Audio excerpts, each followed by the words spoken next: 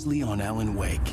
Alice has been kidnapped. Alan, please help me. Alice? You'll do exactly what I say if you ever want to see your wife again. I can't tell anyone except my agent Barry. Damn it, Barry, they'll kill her. You're my best friend, and I'm worried that you're not right in the head. The ransom is a manuscript I supposedly wrote that's coming true before my eyes. It happened just the way it was on that page. So dark. I have found only a few scattered pages. I want the entire manuscript. The deadline is in 2 days. I found Mr. Wake's pages. Good girl. How the hell did she get her hands on the manuscript anyway? I don't know. She's resourceful. I told you were too hard on her. Listen, I found out all sorts of interesting stuff while I was digging around. Yeah. Mr. Wake, it's Sheriff Breaker. We have an FBI agent here, Agent Nightingale. FBI? He's anxious to see you. You'd better come to the station. Okay, I'll be right over, Sheriff. Let's make this quick, huh? Help you folks? Name's Randolph. I'm the manager. We're looking for Rose. Works as a waitress down at the diner. Rose, sure. Nice girl. Who wants to know? I'm Alan Wake. The writer, huh? I heard on the radio you were visiting. Well, I'll show you her trailer. That Rose, she's a nice girl. Always pays her rent on time. As I was saying, Al, I found all sorts of weird stuff from the local newspaper's archives. This place is crazy. Disappearances, mysterious deaths, urban legends come true, and, get this, most of this stuff takes place around Cauldron Lake. Well, you ain't wrong, mister. The Indians thought the lake was a doorway to the underworld. I'm the God-fearing type myself. I don't hold with that sort of thing. Yeah, okay. Anyway, there was an island there owned by a guy called Thomas Zane. Now, some of the articles I found about him make him out to be a famous writer, but I ran a bunch of searches, couldn't find a single thing he wrote. Zane was heavily into diving, so much so that the place came to be called Diver's Isle. But the volcano under the lake erupted in 1970, and Zane went down with the island.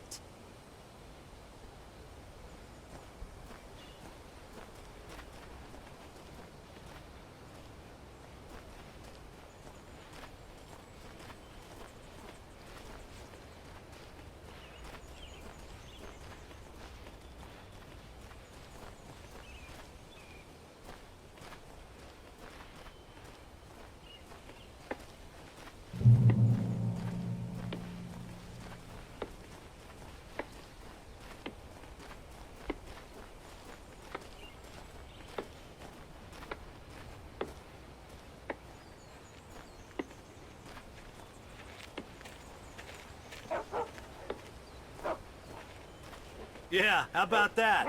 It was there in the morning, as if it had fallen from the sky. But it would take a tornado to lift something like that. We're damn lucky it didn't crush any of the trailers. Come on, mister. I'll take you to Rose's trailer.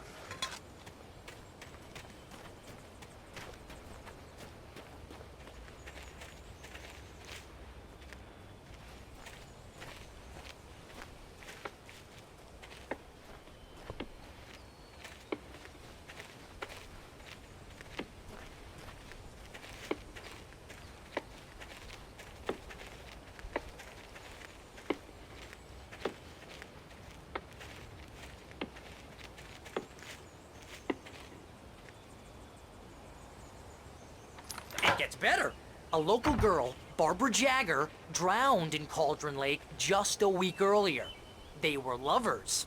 Sure, Jagger's a local spook story.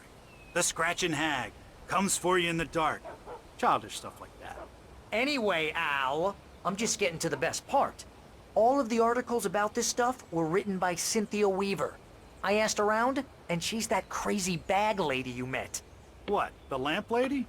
She can be a little loopy, but she's not homeless or anything.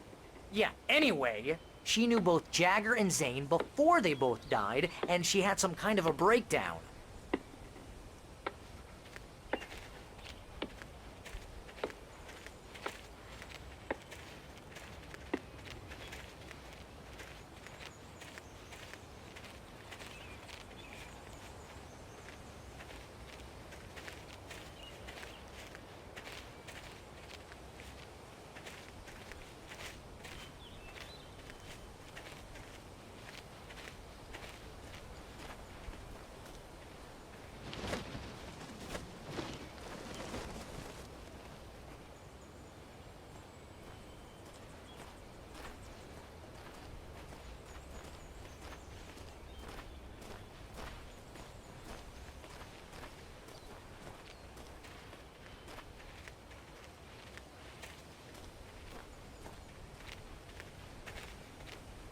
Well, mister, this here's Rose's trailer. You mind me asking what you want with her? We're just here to talk to her, pal.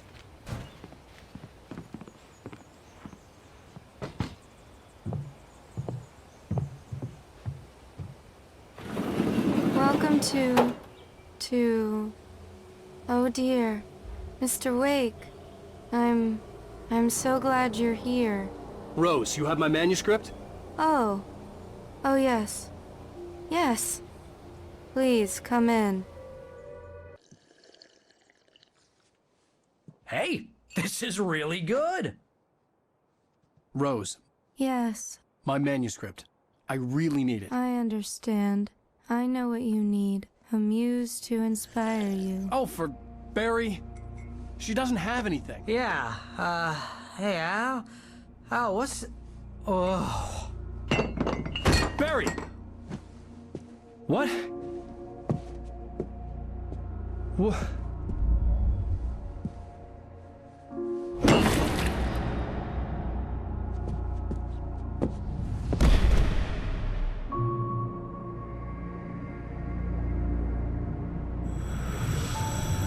It's coming for you, hiding in my barber's skin. I'm too weak to stop it. You must turn the lights on. I promised I'd come visit you and your lovely wife. You must finish what you started. I insist. You must turn the lights on. Turn the light on. Back to work, boy.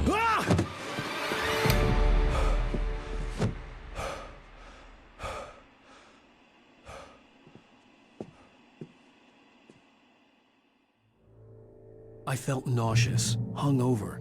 Only anger kept me going. I can't tell reality from dream anymore, but it seems I have an imaginary editor to help me. She's an old woman in a funeral dress. I call her Barbara Jagger. She's very strict. I'm writing faster and faster. My manuscript is being heavily revised. The edits are getting very aggressive, and each day there's less of me and more of her. I hate it, but I know she's right. She promises me I can save Alice this way. She knows more of this than I do. About the complex incantation I'm attempting. About this place. She's worked with another writer under similar circumstances, Thomas Zane. The genre of the story seems to be shifting. It's turning into a horror story. I'm getting close. I can feel it.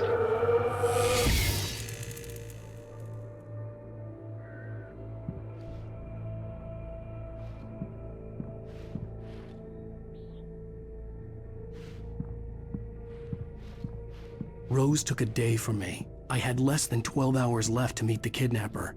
All I could do was get Barry into the car, work something out once I got on the road. Welcome to the Oh Dear Diner. What can I get you today? Coffee? I couldn't work up much hate for Rose. Something had used her to get to me and left its mark. First refill is free. Milk and sugar on the counter there. Would you like to hear today's specials? Thank you. A nice day. Come back soon. Barry was out of it. He was way too heavy to carry. You're right. I deserve more money. I'm so handsome.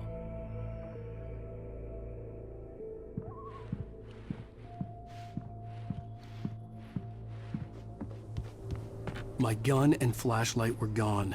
I'd have to find a way to get Barry into the car as quickly as possible. There was no time to waste. Mr. Randolph liked Rose. That little smile she had.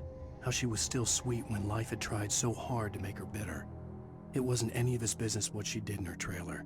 But those strangers, the writer and his smart-ass sidekick, looked like trouble. And they'd been in there for hours, way past her normal bedtime. He reached for the phone and called the sheriff's station.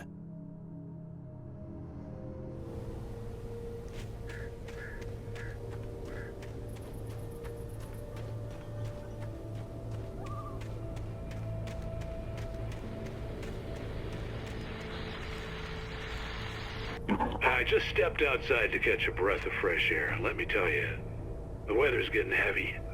Nights like this make me especially glad I'm here talking to you and not home in bed. Once the weather takes a turn like this, I can't sleep at all. It's all tangled bed sheets and dark thoughts, punctuated by the occasional plunge into nightmare. Is it just me? Well, perhaps it is. But I hope I can make the night a little bit easier to get through. Caller, you're on KBF FM. Hey, Pat, it's Walt Snyder. What's on your mind, Walt? Well, I am the way you are, but, well, I can't sleep either, you know? I just been staring out the window here, trying to make sense of it all, but, I ain't been drinking either, you know? I just... Well, you sound like a man with a problem, Walt. I had argument with Danny, and, then I got in trouble with the law, and, I'm just, well... I heard something like that, Walt. Yeah, well, he's, Danny's my best friend, and, they let me on bail today, and now I'm just alone here at the window, waiting. Man, and there's something in the air tonight, man. I was just outside looking up at the sky above our broadcast tower thinking the same thing. What are you waiting for, Walt? I don't know. Something's gonna happen. I think I better go. Well, Walt, maybe... No, thanks, Pat. Well, good luck to you, Walt. Hang in there. Let's take a little break, folks. This weather's really something else, huh? How can I be sure?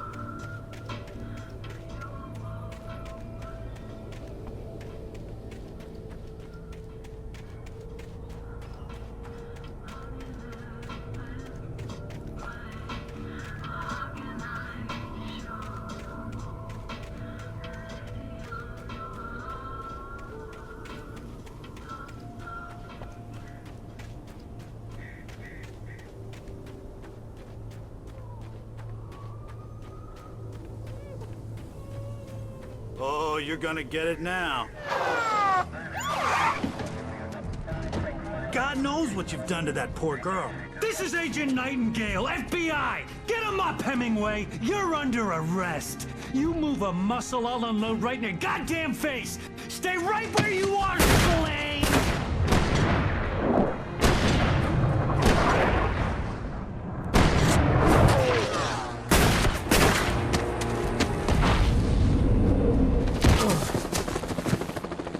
What are?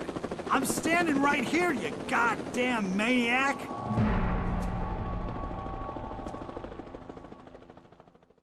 I hated to leave Barry behind, but there was no way I'd miss my appointment with the kidnapper. Give it up, Mr. Wake. Come on. Take it easy now. Get after him. Don't let him get away. Move it.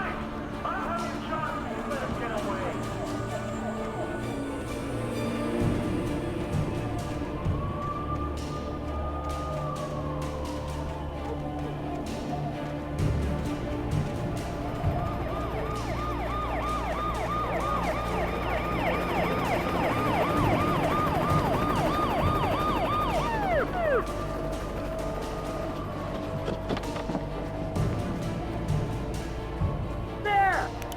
There he goes! Okay, men, keep your eyes peeled. He's gonna try to make it through. Go! Oh, damn.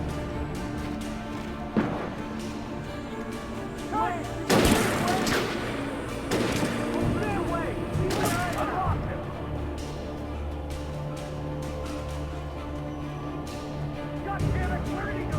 Lead the way. Keep an eye out.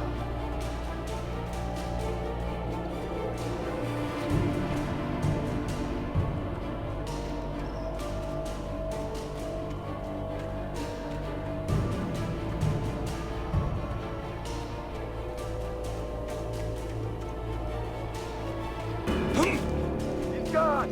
Come on, guys. We need to head him off. For decades, The darkness that wore Barbara Jagger's skin slept fitfully in the dark place that was its home and prison. It was hungry and in pain. It dreamed of its nights of glory when the poet's writing had called it from the depths and given it a brief, terrible taste of power and freedom. The rock stars had stirred it from the deep sleep the poet had sunk it back to in the end. When it sensed the writer on the ferry, it opened its eyes.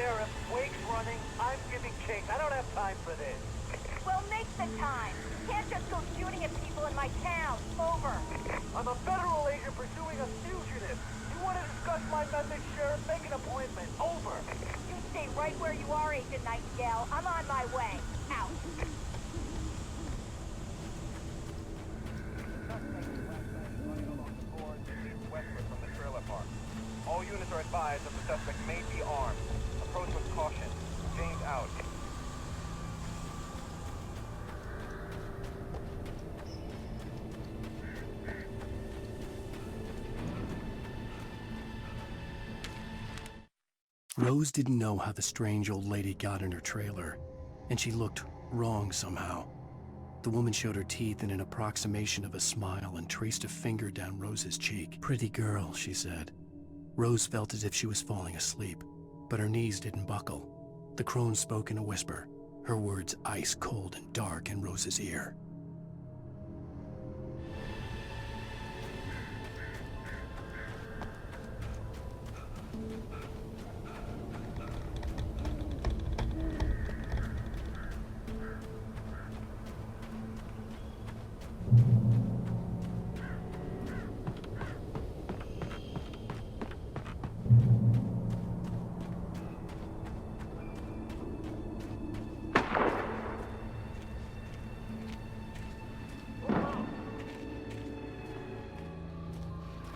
the area.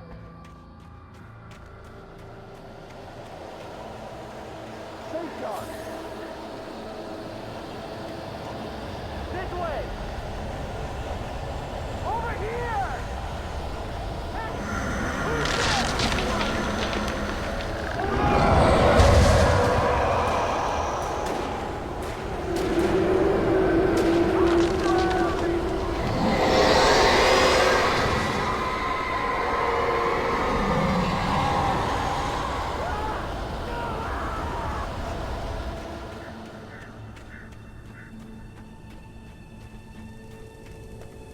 This horror was everywhere I went, circling me. The cops didn't stand a chance. They were after a writer, not a monster.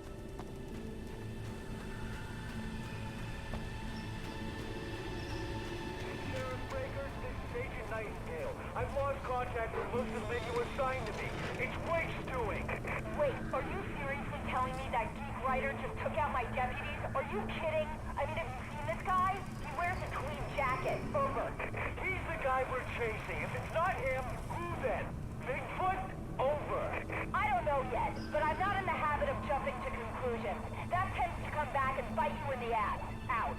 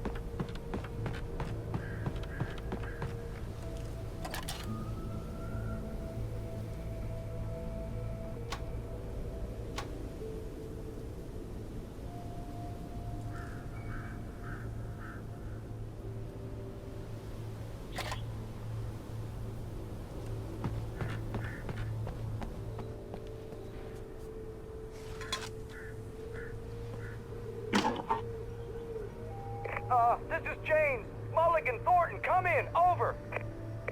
Thornton here. James, we got both Wheeler and Rose in custody. They didn't put up a fight or anything. Why, they were... Hey, what you... Come on! Sit down and give me that. James, Mulligan here. Over. Go ahead, Mulligan, over! We got Wheeler and Rose here. Wheeler's drunk or hopped up on something. Speaking of which, that Fed had a pretty distinctive whiff of Otis Scotch about him, if you know what I mean. Over. I don't have anything on that, Deputy Mulligan. Over. Well, whatever. Anyway, Rose is just being plain weird here. You better get Doc in to take a look at both. Over. Gotcha. You better get them here quickly. The, Fed's gonna want to interview Wheeler. Over. Oh, yeah, I'll bet he does. Looks like they have a lot in common. Mulligan out.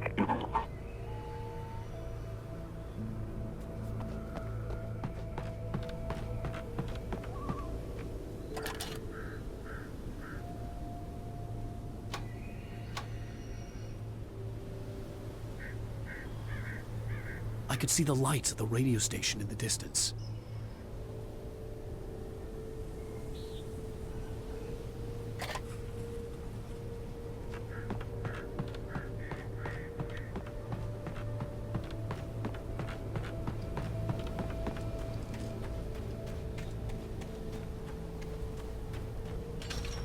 I imagined that the broadcast tower in the distance was part of the local radio station. Maine seemed like a decent guy. Perhaps he could give me directions to the coal mine.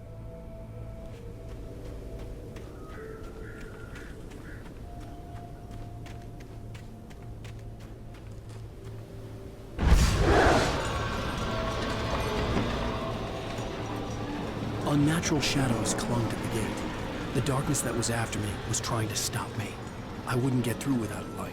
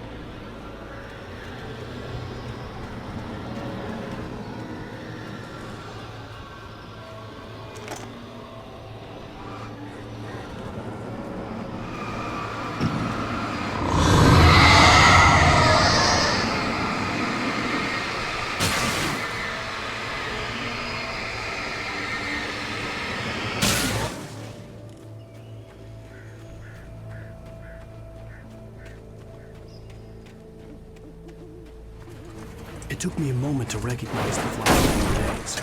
They were an ideal weapon for my situation. Team 1, come in. Over. Team 1, this is Sheriff Breaker. Report. Over. Team 2, come in. I need a report. Over. Come on, guys. Talk to me. Come in, please. Over.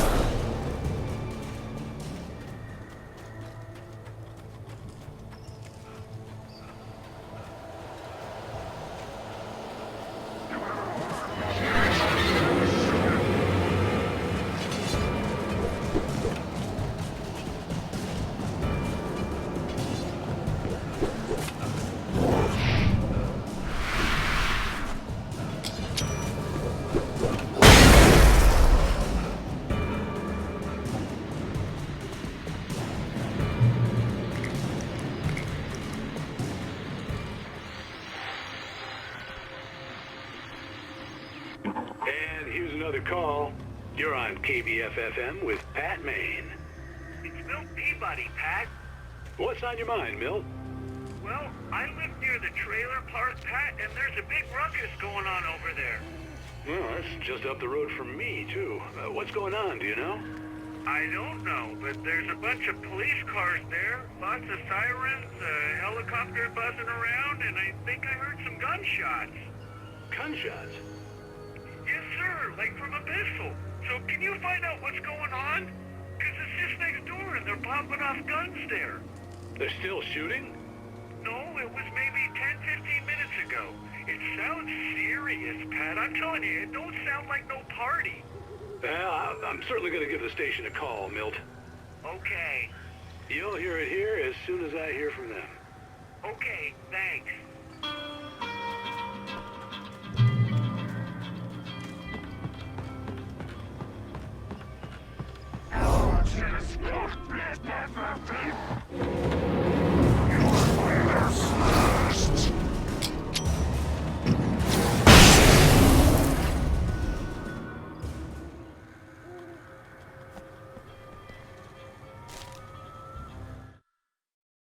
Touched by the dark presence, Rose was lost in a dreamland where everything was drawn in black and gray crayons.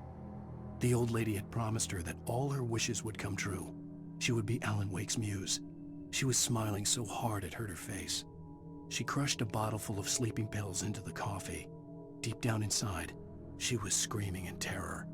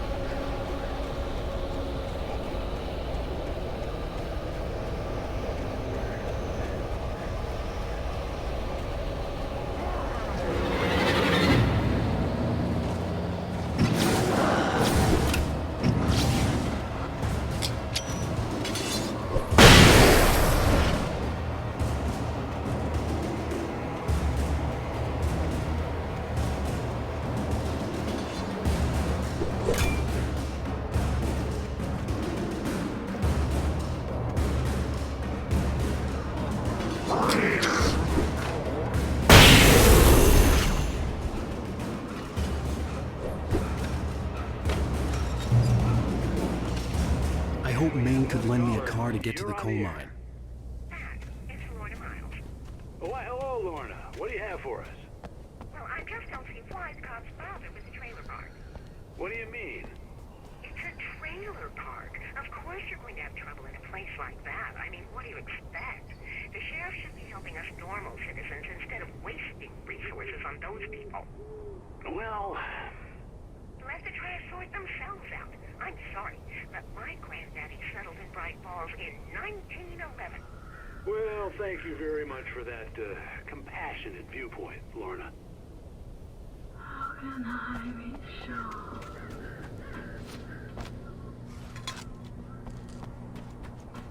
Why do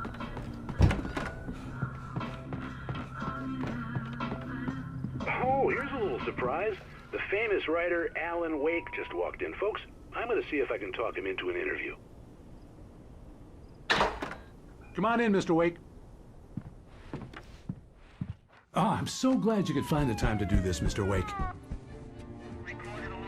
Nowhere to run now, Dan Brown. You back away from me. Don't hurt it. Whoa. Everyone calm down. Put the gun down. We're all friends here, right? Cool your jets, Nightingale. We got him.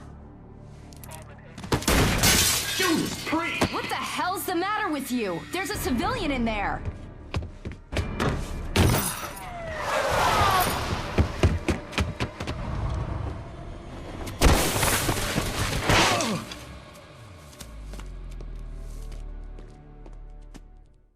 I'll get you yet, even if it kills me. You hear me? You hear me, H.P. Lovecraft? I had fallen off so many cliffs it was ridiculous. That's what you get for naming a book The Sudden Stop. It was probably good I hadn't had the chance to tell Maine where I was going. I'd have to lose the cops and find my own way to the mine.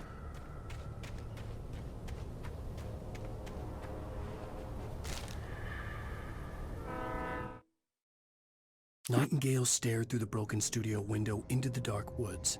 He turned around, started to walk out, but Maine grabbed his arm. "Young man, you almost shot me. You don't shoot off rounds at people like that. What's the matter with you?"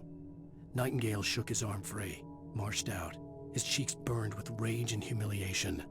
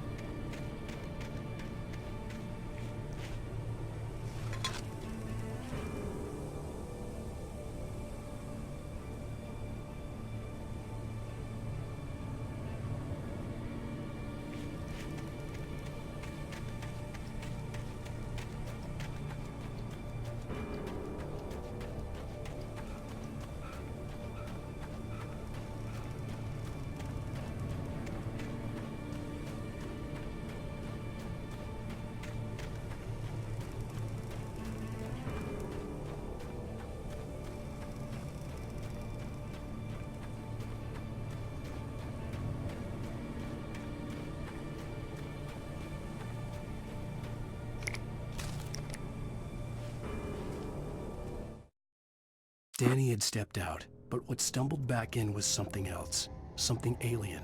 A monster. Walter tried to kill it, First with his fists, then a chair. It wouldn't die. Instead, it kept coming, unaffected by the beating it had taken. After Walter managed to kick it down the cellar stairs, fear took over. He ran, got behind the wheel, gunned the engine. The booze wouldn't make him forget, but he knew he had to try.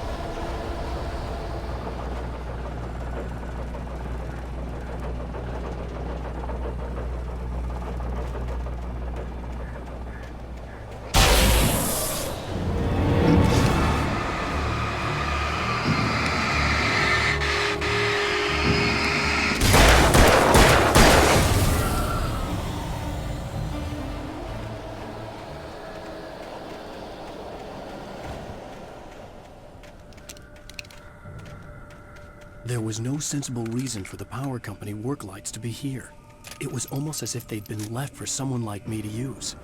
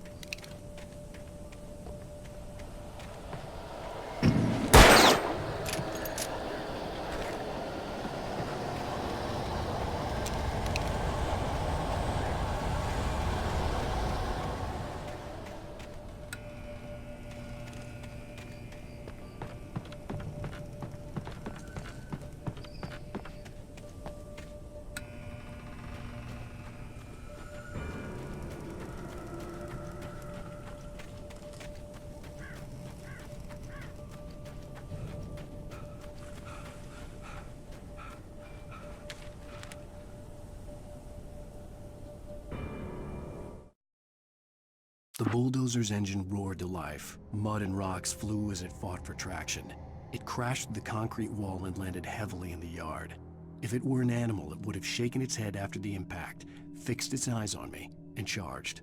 Of course, it had no head, nor eyes. Shadows crawled on its form, twisting it into a monster. Then, it came for me.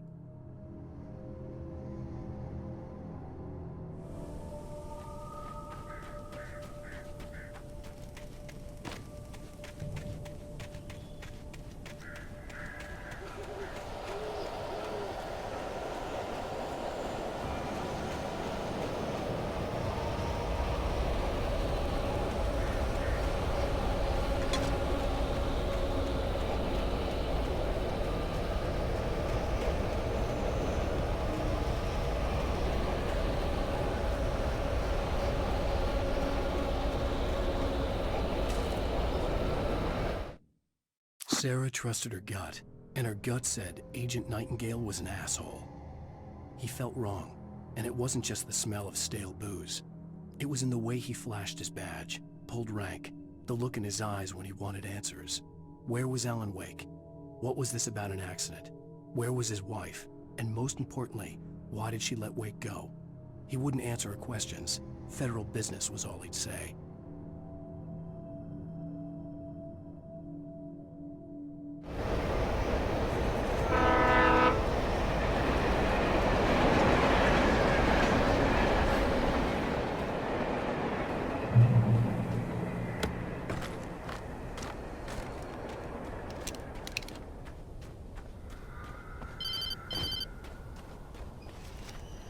Hello? The most stubborn man I've ever met. Alice? Alice? Alan. I'm so afraid. Keeps me in the dark. Please help me. I look at you, Alan, and it's not you. Something else. Looking out from behind your eyes.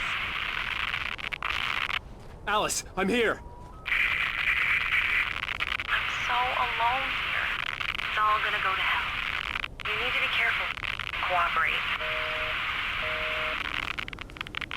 The connection had been terrible, but that wasn't the only thing that hadn't been right with the call. She sounded wrong somehow, but she had called me.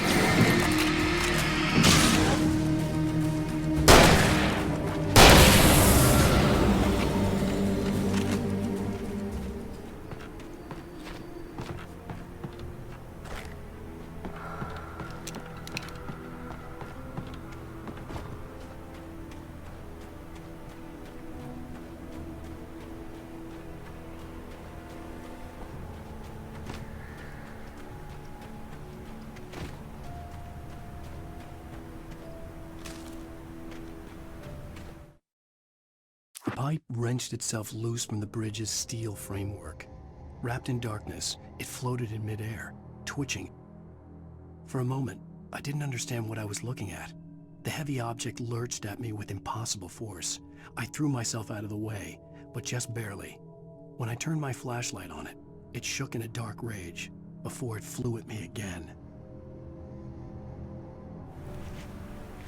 I could see a railway bridge up ahead, and a warehouse of some sort on the opposite shore. I hoped I could find a car from there.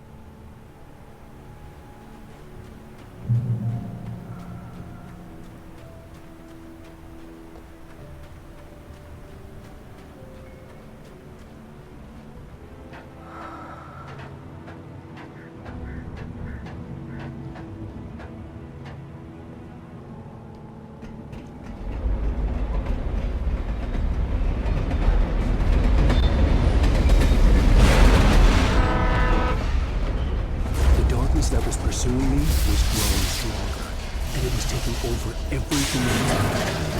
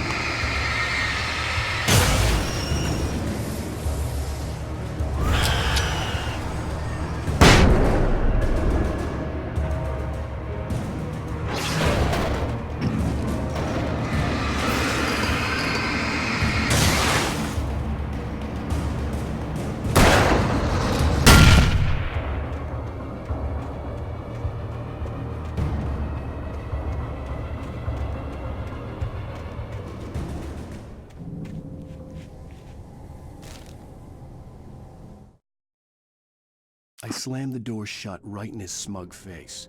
He pleaded for me to open the door. True to form, the asshole actually thought I would obey. I had no sympathy left, no guilt either, not for him. I took a moment to savor the scream. I bet I had a smile on my face. It was all that I had time for. The dark presence was inside the lodge with me.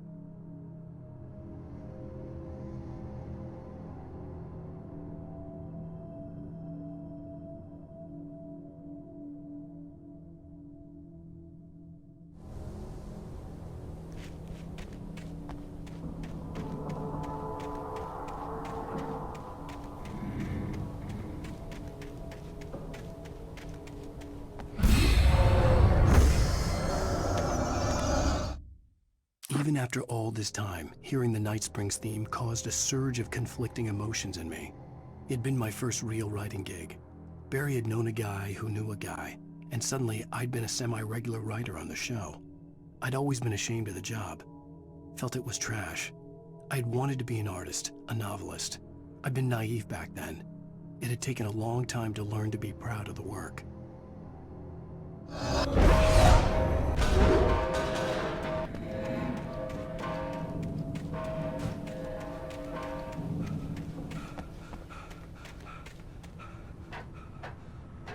As a teenager, just starting to get interested in writing, Stephen King had been a source of inspiration to me. I thought about all the inanimate objects that had come to life in his books. No one is safe in a good horror story. Certainly not the protagonist. That's what makes them fun. This was anything but. The darkness could possess anything, and it was getting closer.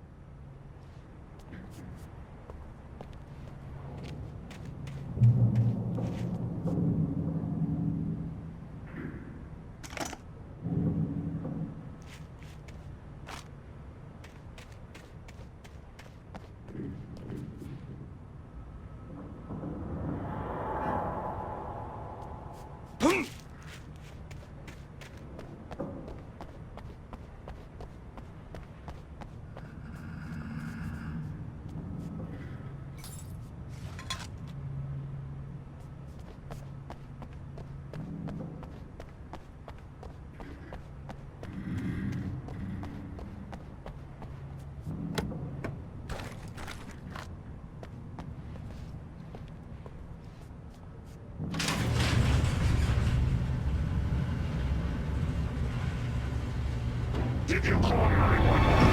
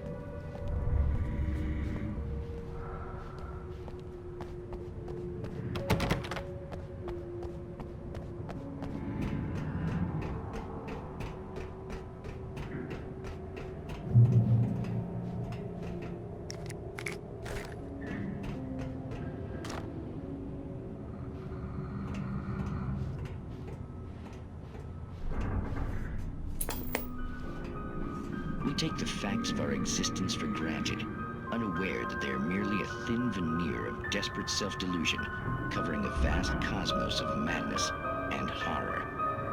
All too often, the stars are right.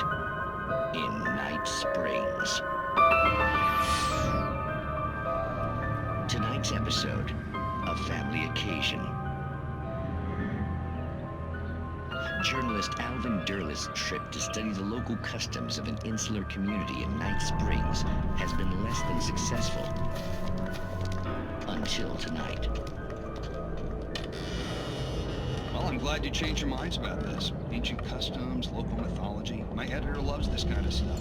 Well, Mr. Derleth, we don't want to feel like we're on exhibition, but you have demonstrated the seriousness of your intent. Oh, I am serious. Really, just do your thing. I'll stay out of your way and observe. Actually, I thought you could assist us. I'm afraid we are a man short. It would provide you with an intimate perspective. Could I really? Of course, Mr. Derleth. Well, I guess that's the least What would I have to do? Oh, here. Let me show you with a kiss.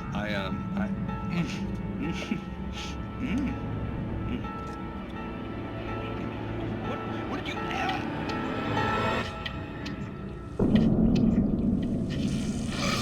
Oh, Mr. Derleth, God well please Nixie Burka, the dweller in flesh. His body shall host his 1,000 young, and all shall be glory.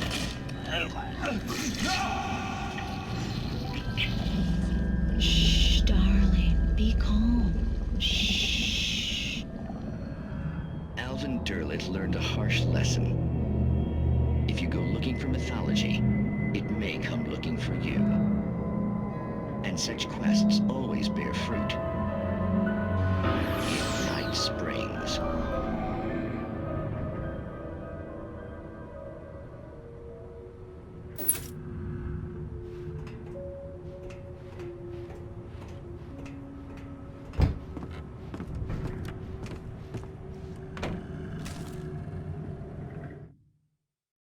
The darkness surged towards me, sucking everything loose from the ground into its depths, tugging at my clothes. I saw the flare the kidnapper had dropped and threw myself towards it just as I felt my feet leave the ground. The darkness embraced me with the force of a tornado. Somehow I managed to light the flare. The darkness roared and cast me away. I fell toward the dark waters of the lake far below.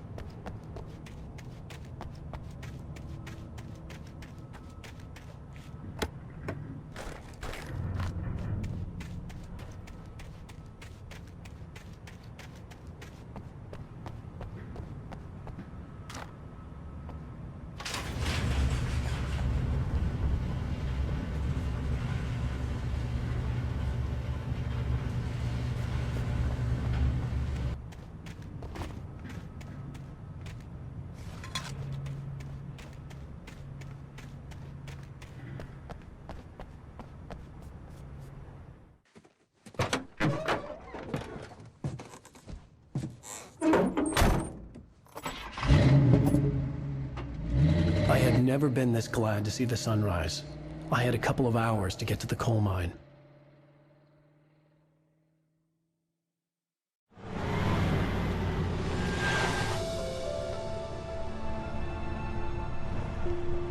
The coal mine wasn't far now.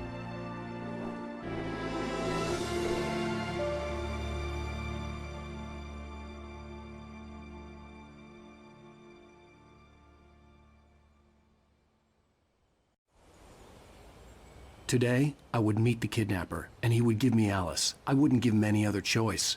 A drowning man will clutch at a straw. Little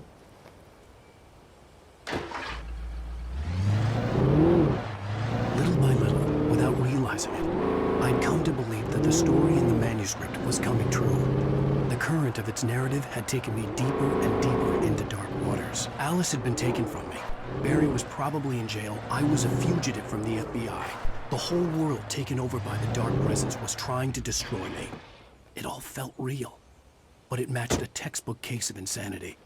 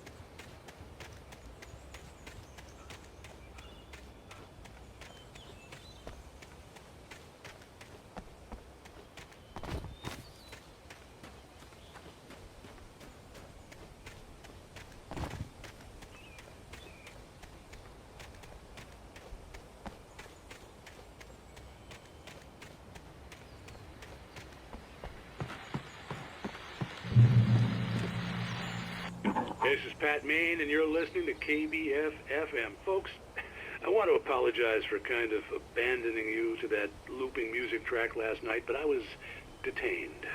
You see, I encountered a big-shot G-man with an itchy trigger finger who could use a lesson in manners and a boot in the ass, not necessarily in that order either. Now, folks, I know I'm not being very informative here, and I apologize for that. I really should just keep quiet, but I'm just so peeved right now, because some people just shouldn't be carrying badges. I'm just glad that our Sheriff Breaker was there to straighten things out.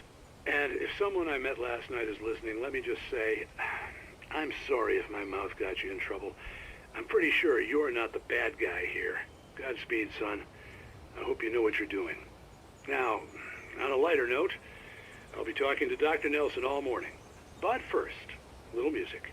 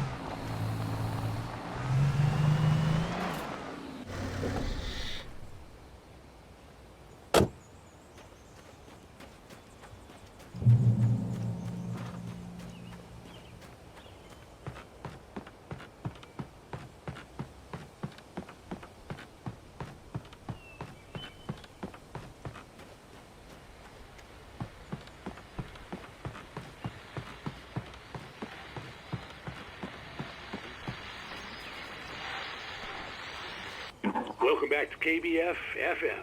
Hope you enjoyed that tune. Now, Doc, you were talking about life and finding that special someone, that soulmate. Well, you were talking about that. I was saying I don't buy it. Well, see, to me, that's strange, because I always pegged you as a hopeless romantic. You got me there, Pat. But I think love's where you look for it. And you need to do a lot of looking, sure. But the idea that there's that one special person out there for you, and if you miss that chance, it's gone forever and you're forever incomplete. I mean, isn't that depressing? Or, heck, childish even? Hey, there's plenty of fish in the sea. And apparently a fisherman has a fishing analogy for everything, but what you're saying, isn't that a little harsh? Well, no. What I am saying is that your potential for finding that connection isn't limited to what's essentially a chance encounter. How is that harsh? Yeah, well, I guess that's a nice thought, but let me say something personal here. Okay. Now, well, I don't disagree with you exactly, but I can't really fit that together with what I feel, what I felt for someone, because she was the one. She was. And I let her drift away from me. Maybe I didn't put in the work, I don't know, but, well, since then, and it was a long time ago, but since then there hasn't been anyone, not like her. And I'm not saying I dwell on her or haven't moved on. I like my life. I'm not living in the past, but I do miss the way she completed me. You can't argue with the heart, Pat. I'm sorry, folks. I had kind of a scary experience last night, and let's just say it's shaken a few things loose.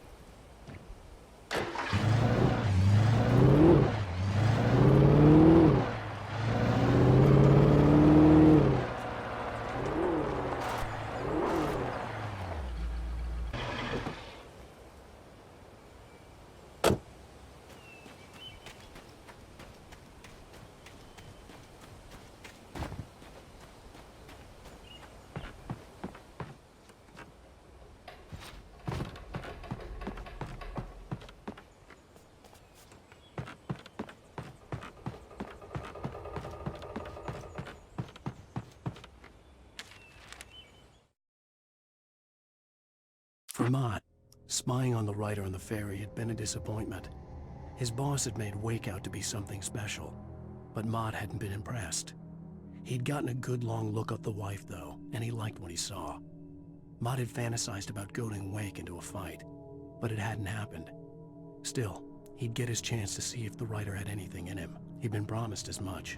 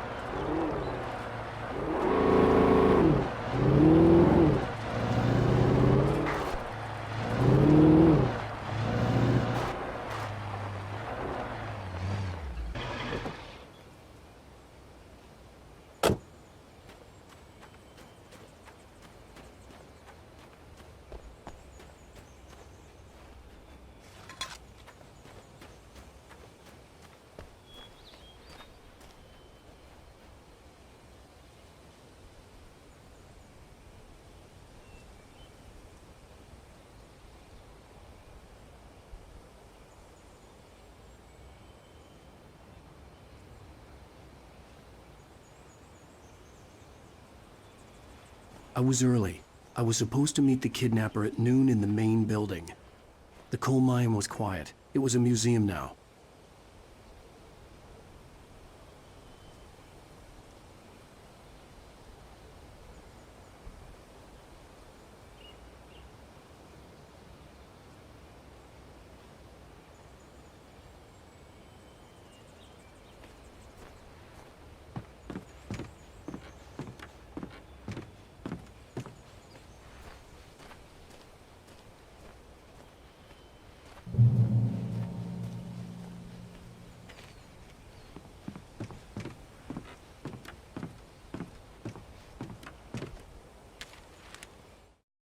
With Nightingale gone and the night wind blowing in through the broken studio window, Maine stared at Sarah. The sheriff looked away.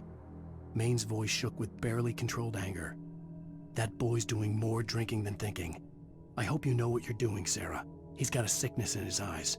You take my word for it. He wants Wake for a reason, and it's not for anything good.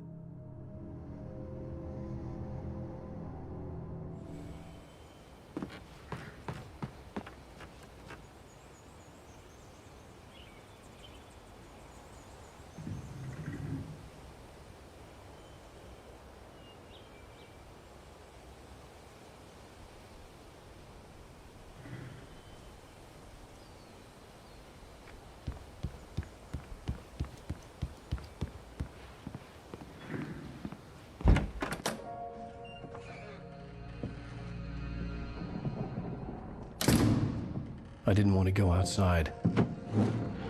Cops had to be looking for me. The noon sun turned the place into a sauna. The day dragged on. Different scenarios ran through my mind. Ways of how I'd torture the kidnapper to get Alice back. Or the different horrible things he could have done to her. I imagined her dead. I had no way of knowing she was still alive. It was killing me. I was running on blind hope. It was all a waste of time. The bastard never showed up.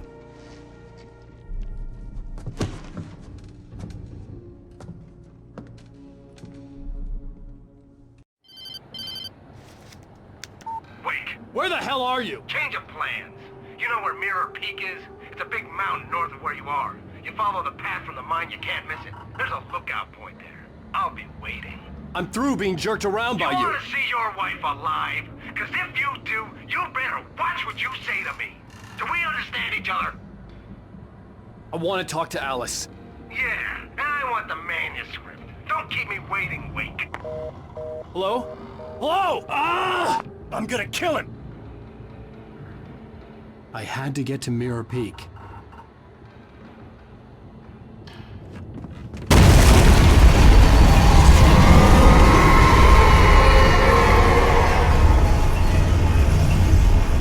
It was close. Maybe closer than ever before.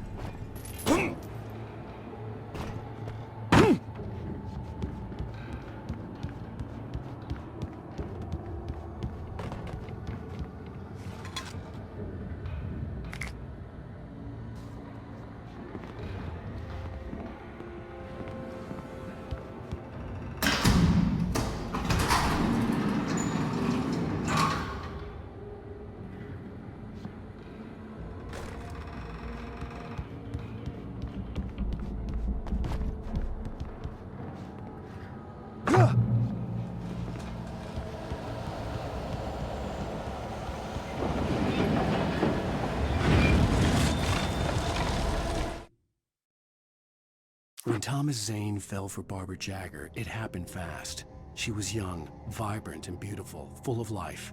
He had never been a very happy man, and without any seeming effort, she had changed all that.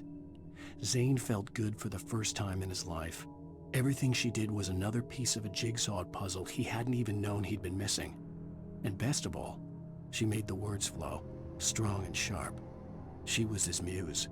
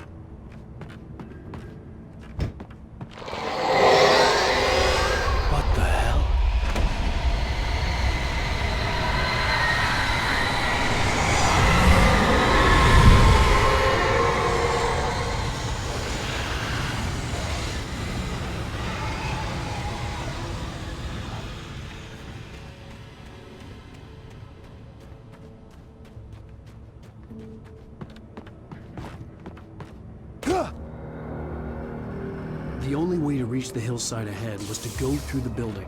I had to find a way to avoid electrocution.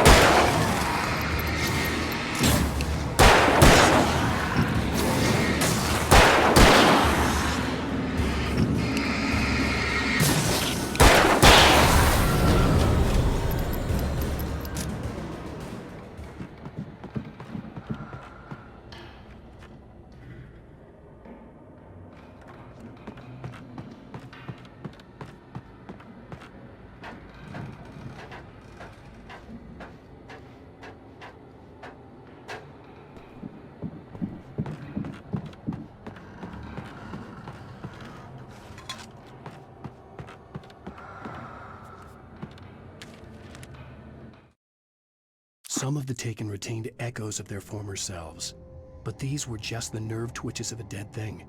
Nothing remained but a shell covered and filled with darkness. In most cases, these puppets were enough for the purposes of the Dark Presence. But for anything more elaborate, as with the writer, it was different. It needed his mind. And so rather than taking him over completely, it merely touched him.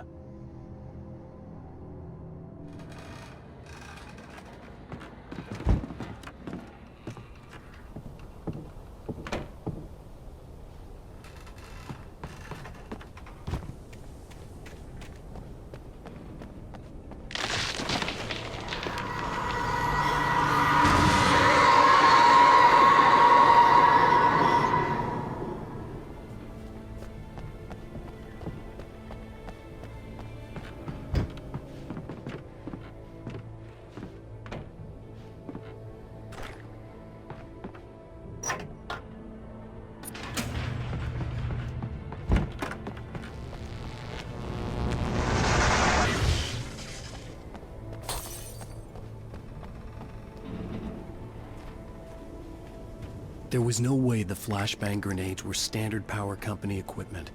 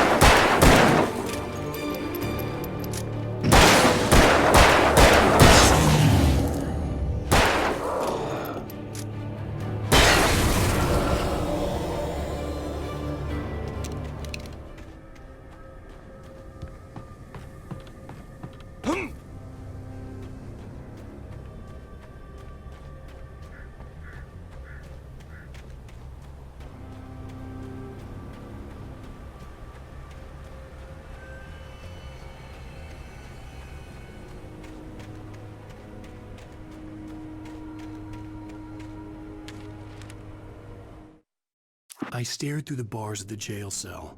Barry stood behind me, swaying on his feet, looking as ill as I felt. Agent Nightingale stood on the other side of the bars with Sheriff Breaker. Nightingale had a stack of manuscript pages in his hand. He seemed unhinged as he gloated. Well, I've got you now, Raymond Chandler. It's all here. All the evidence, including conspiracy to murder a federal agent.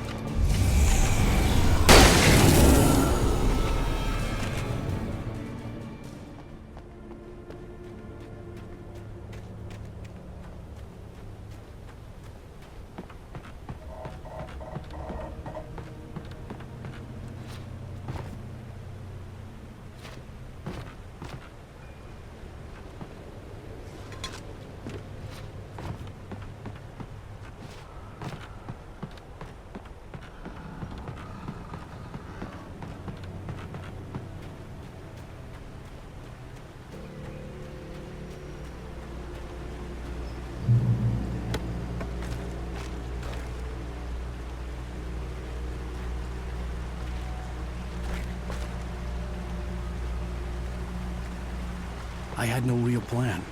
I was going to give the kidnapper all the manuscript pages I had for Alice. If that wasn't enough, I'd hold him at gunpoint and make him talk.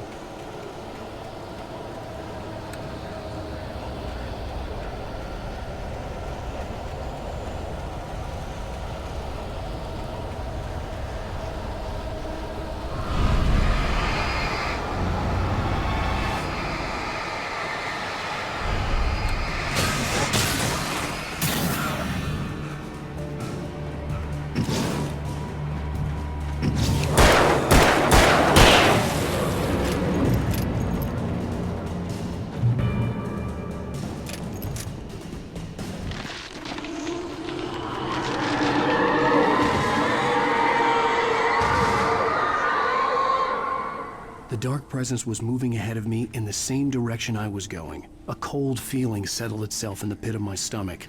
Was it going for Alice?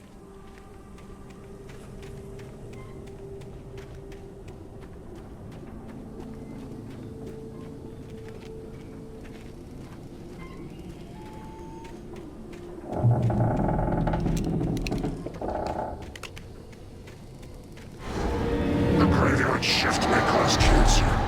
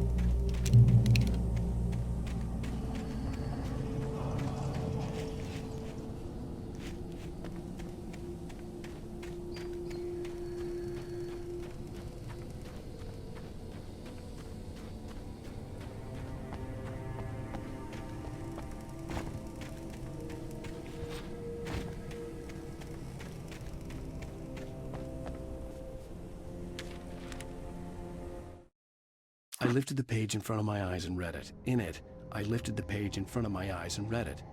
In it, I lifted the page in front of my eyes and read it. In it, I lifted the page in front of my eyes and read it. In it, I lifted the page in front of my eyes and read it. In it, I lifted the page in front of my eyes and read it.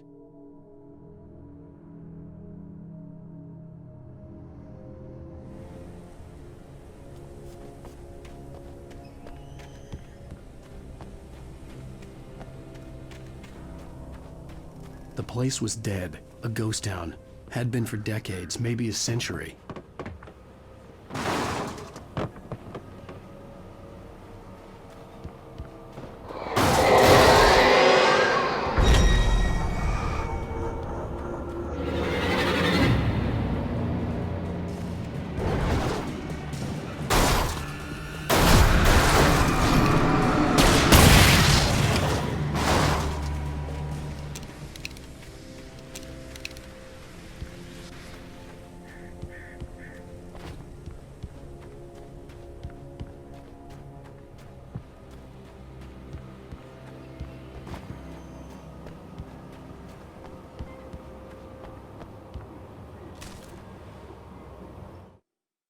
Things were never as simple in real life as in fiction. I had lost count of the times I had wished there'd be a clear reason for my writer's block. Something to fight, something to lash out on. There wasn't. I was filled with doubt. I was nothing like the hero in my books. Alex Casey had gone through his life with single-minded determination, never wavering from his goal. Even now, I was angry at myself, angry at Alice, angry at Barry. I was fumbling and I had no plan.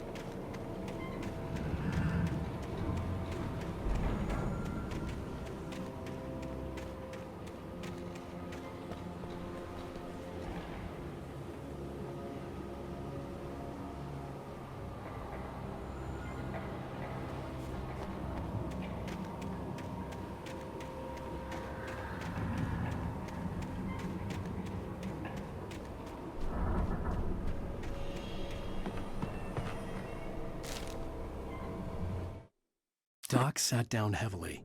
He examined Barry and Rose. Barry was already recovering. Rose was another story. She was conscious, but she was barely present, almost delirious, disturbed, touched in the head, they used to say. It wasn't the first time Doc had seen someone in such a state, but it had been over 30 years. Doc poured himself a stiff drink. He hadn't forgotten a thing.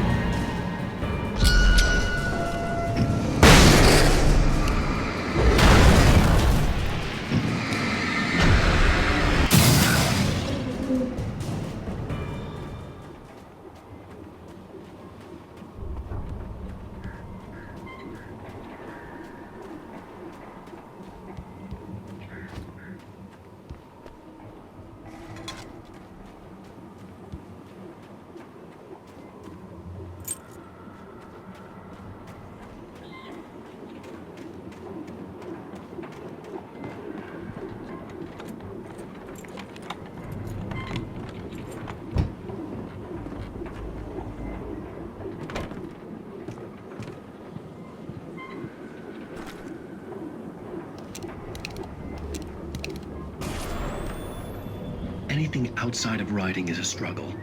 I feel ill. I managed to make my way downstairs.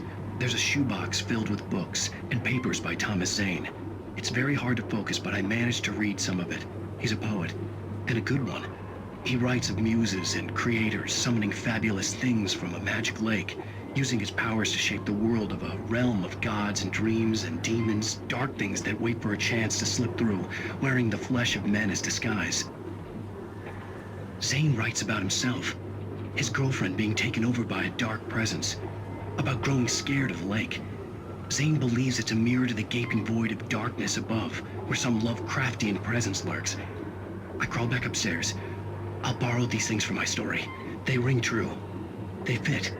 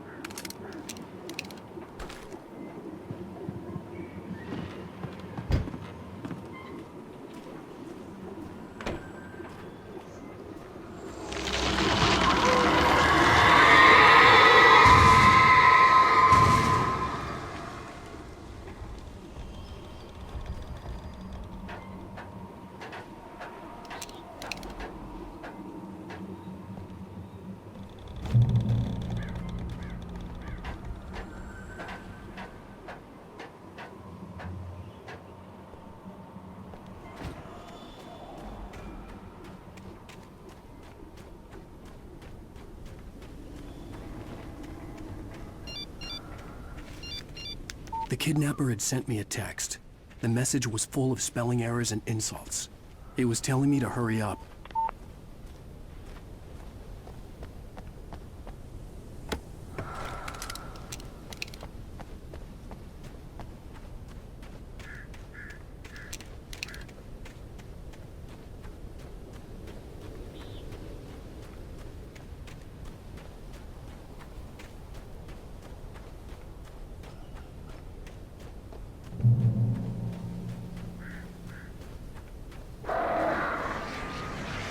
Birds.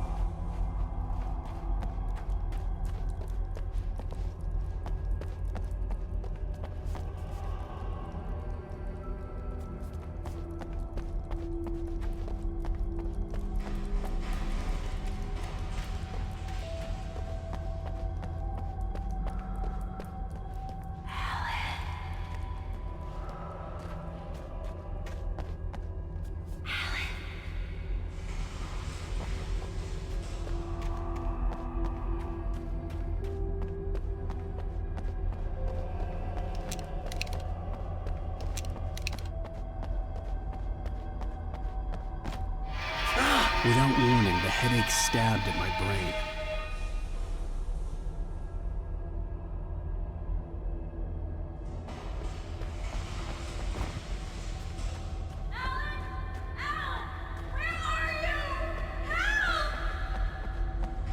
Alice? Alice!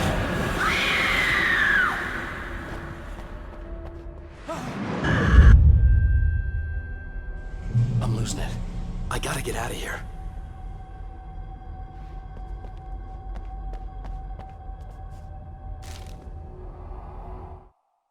The hunters were big, thick-set men, confident and at home in the woods. They were feeling good, running on beer, ghost stories, and camaraderie late into the night. It did them no good, as they were taken by the dark presence, sucked deep into a darkness far worse than any ghost story they ever told or heard.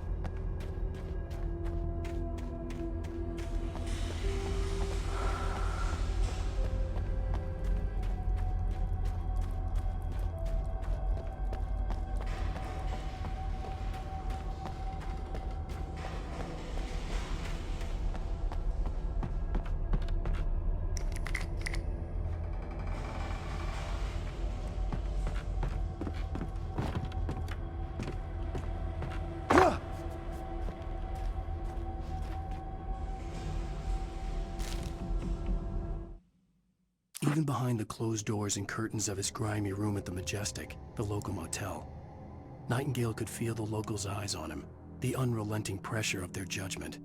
He forced it out of his mind. For all he knew, they could all be under Wake's spell already. You do what you have to do to get the job done. He took comfort from the bottle in his hand. Please, he thought, just let me get through this.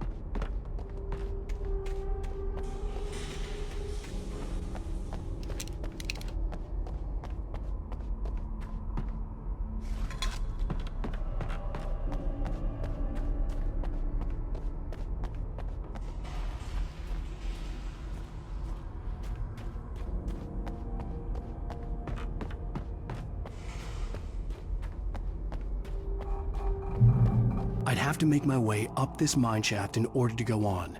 Maybe the machinery could help me with that.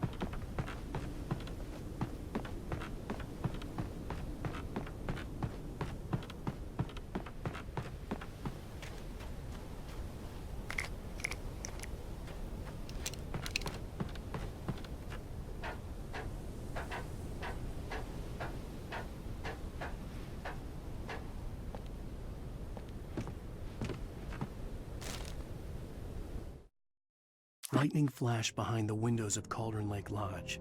Tor Anderson laughed and held the steel hammer above his head. Nurse Sinclair was trying to calm him down without success. Tor grinned madly and shouted, "My hammer's up. Here's a friendly poke from Molnir, wench."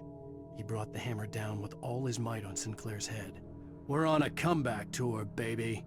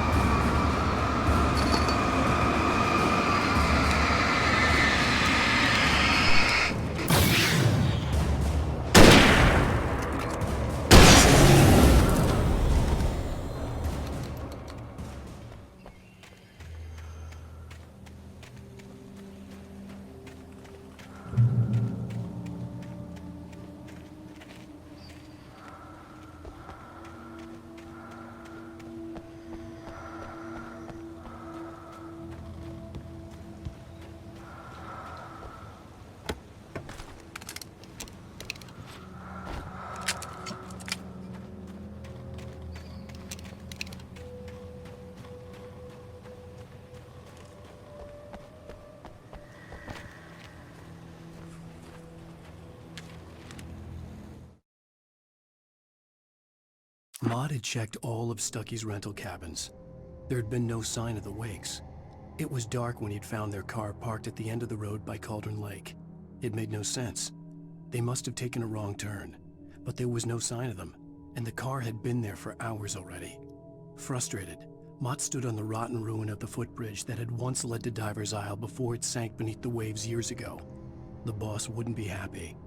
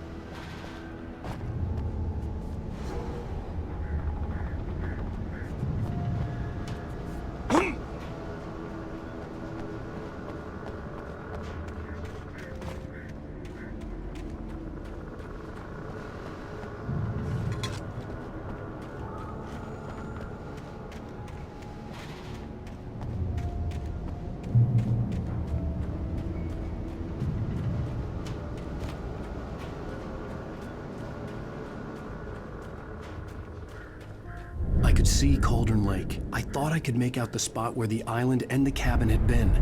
There was a light near it. It had to be a boat.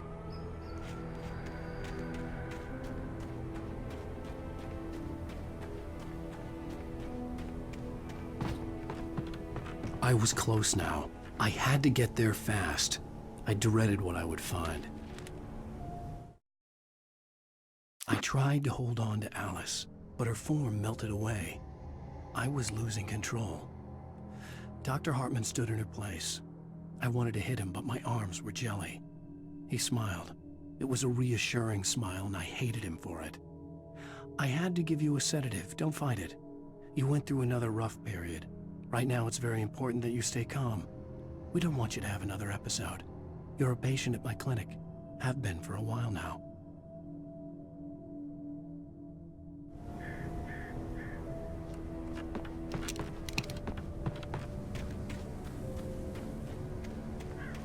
Wait! That you? Wake? Hey, I'm here! I'm coming! No! Get away! Sorry. Please, it's late. The boss didn't know who he was messing with. I didn't know. I swear, I didn't know. We don't have a wife. We don't know where she is. She's probably drowned. We just said we had her to make a play ball. You see? To get a writing for us. Please.